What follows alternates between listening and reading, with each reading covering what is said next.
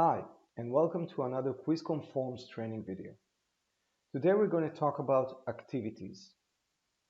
Just as a quick reminder, activities are part of QuizCom custom actions.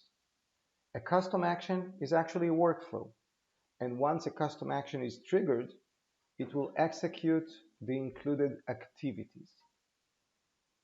Activities are the actual actions you want to take during your custom action, during your workflow.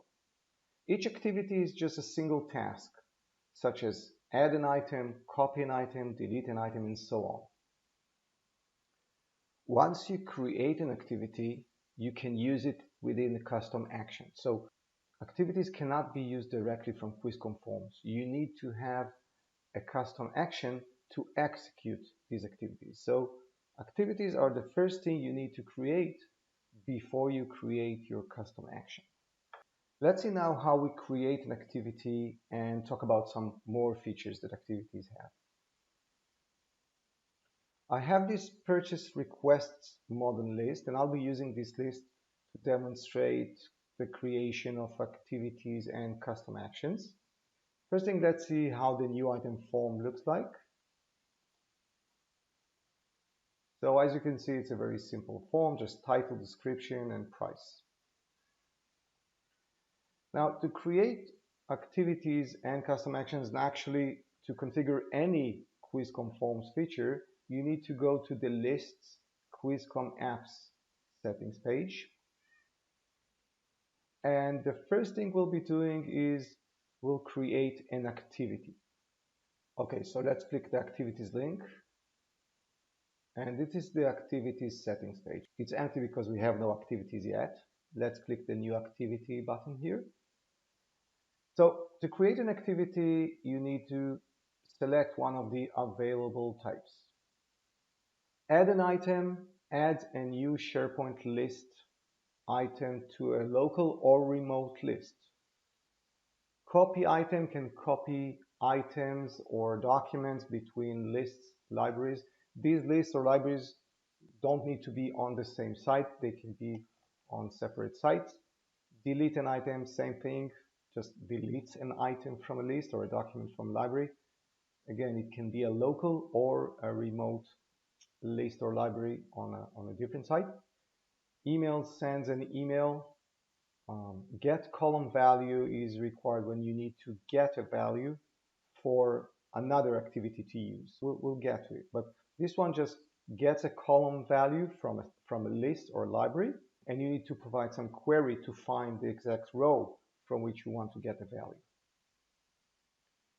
Get user group membership is useful when you need to know to which SharePoint groups the user belongs to in order to do something with this information, like show him a specific screen or allow him to do specific actions.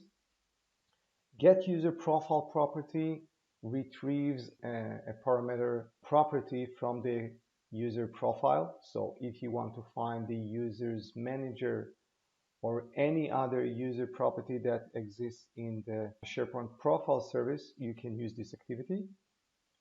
Move an item is very similar to copy item. It deletes the source, so it moves a list item from one list to another. Set item permission, you can set the permission of a list item. So for example, during your workflow, you want to make a specific list item read only or something like this, so you can do it dynamically. Update item updates a SharePoint list item. Again, it can be local or remote. Finally, we have web service and workflow. These ones enable you to send a request to a web service or call a workflow and get the results. And again, you need another activity to do something with the results you get. So these are the available activities that we have. Now, once you select an activity, you will see the Properties tab, and here you see the relevant properties. So, of course, every activity has different properties. For example, the email activity has these properties, which are relevant to an email. While if you select the add item activity and go to properties, you'll see different properties. Okay, so it's time to create our first activity. I'll create an email activity, and I'll be using this email activity in my next video when I create my first custom action. So I selected the email type, and let's just give it a name and just a quick description. And now we can configure its properties. So the first property is the recipient. So we need to provide here an email address. The first option is just provide a hard-coded email address, right? So something like this. But in practice, this is not so common because most of the time you'll need to provide a dynamic value taken from the current item or to send it to some approver. So you can use tokens. By clicking the insert token drop-down, you can choose from various options. So there are some quick options like current user if you want to send this email to the current user who submitted the form. Another option is to use the list columns. So in my list currently, I have two person fields that are relevant because you can send an email to a person field, to a value taken from a person field. So I have a column called approved, rejected by, and requested by. So both can be used if I have values there. And the third option, which is the most recommended one, is to use variables. A variable is a placeholder for a value, and this value is provided to the activity later on by the custom action who calls this activity. So this way you can treat an activity very much like a function. A function gets a parameter. It doesn't need to know in advance what is the parameter value. No matter what the parameter is, the function will work on it, okay? So to provide a variable, you just click it, and the syntax for a variable is brackets and percentage character, starting and ending your variable, and the variable name can be anything, okay? So this is just a default. I'll call my variable resp, okay? That's enough. And you'll see in the next video when I'm showing how I create a custom action that will use this activity that I'm creating now, you will see how these variables are getting their values. Okay, so next one is from address. You can leave this empty. If you want a certain address from your domain to be used, you can enter it here. From display name, let's call it PO request system. Just give it whatever name you want. And the subject of the email. So I'll be using a hard-coded subject.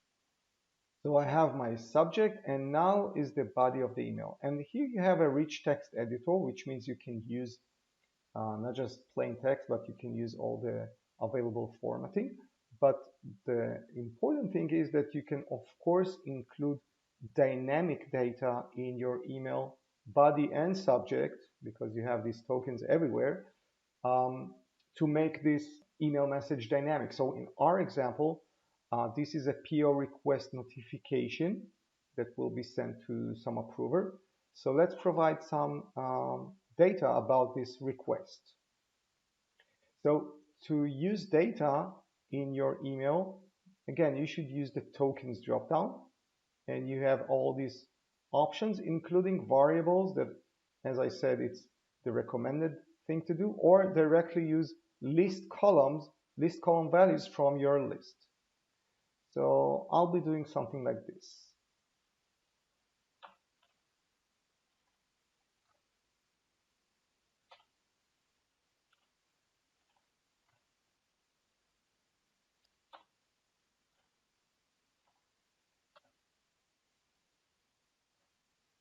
Okay, so I included in my email message some hard-coded text, but you can see I also included some variables. And again, you can insert variables by clicking this variable option, it will just insert a default name, or you can just type it. I typed it, so I typed bracket percentage, the variable name, and I closed it again with percentage in bracket. So I included in my email message three variables. One where I will have the value of the one who submitted the new PO, and then in the description it will be the value from the description field, where the user provided description for his PO request, and also the price. Okay, so it's a very simple email. Of course, you can provide some formatting here. So you know what, let's make these values appear bold. This is just very basic rich text formatting, nothing too fancy, and that's it. Okay, of course you can do a lot more. You can also, by the way, if you really want something super customized with tables and everything, you can also go beside these available functions, you can go and edit the HTML itself, but most of the time it's not necessary. So that's it. I'm clicking save, and there we have our first activity. Okay, you see the name, you see by the icon the type of this activity, and you may have many activities. Normally you will have many activities depending on the various actions that you need to have for your workflows, for your custom actions that will be showing on our next video. Once you have some activities, you can, of course, edit an activity. You can duplicate an activity. This is very useful when you need to have a very similar activity and you don't want to start from scratch. So you can just copy an existing one and change it, or you can delete the activity. So this is it about activities. On our next video, we'll see how we use these activities in a custom action.